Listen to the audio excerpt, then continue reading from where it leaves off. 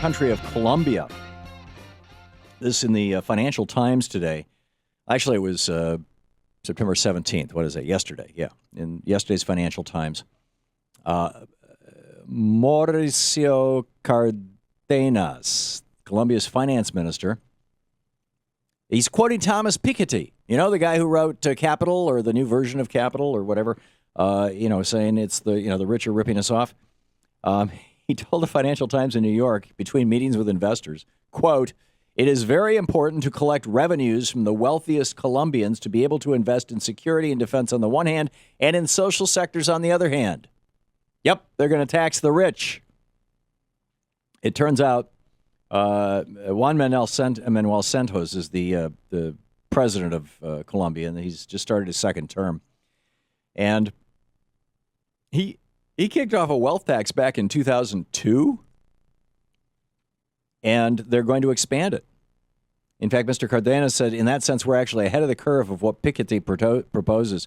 You keep in mind, what Thomas Piketty said was that not just a property tax or a sales tax or an income tax or an estate tax. These are taxes that we're all familiar with. Not a VAT tax like they have in Europe and most Southeast Asian countries, but an actual wealth tax where at the end of the year you add up everything that you own, the value of everything you own. And, if it's under a couple $1,000,000 or even a couple $100 million, no big deal. But when you start getting into really serious money, then you pay a percentage in tax because that money is a burden on society.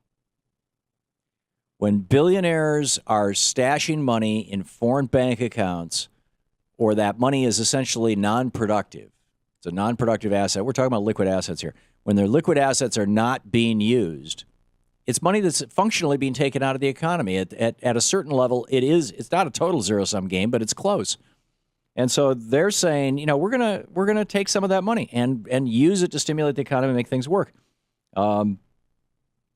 He's only going after individuals who are relatively wealthy by Colombian standards. That means a net worth of more than $500,000 US. There's a lot of money in Colombia. In fact, he says only 50,000 Colombians qualify for this. That's fewer than 1% of the population. The president himself is part of that 1%. And he says, okay, cool, tax me. If you have a net worth between $510,000 and $1.5 million, you pay 0.4% wealth tax every year. It goes all the way up to 2.25% if you have wealth above $4 million, which would apply to 45,000 businesses and about 1,000 individuals. He says at the moment, only around 5% of the population pay taxes, and that's perhaps not a sustainable situation. The time has to be approaching when those are lower income are asked to contribute, even if it's a minuscule amount. So they're going to broaden their tax base, but they're also going to raise taxes on the very rich. Amazing. It's absolutely amazing. He's calling this a peace dividend. Remember our peace dividend? Remember after the Soviet Union fell and George Herbert Walker Bush was talking about, and then Bill Clinton, in fact, the big debate in the election of, 92? I think was the year 92 was the year that Bill Clinton was elected.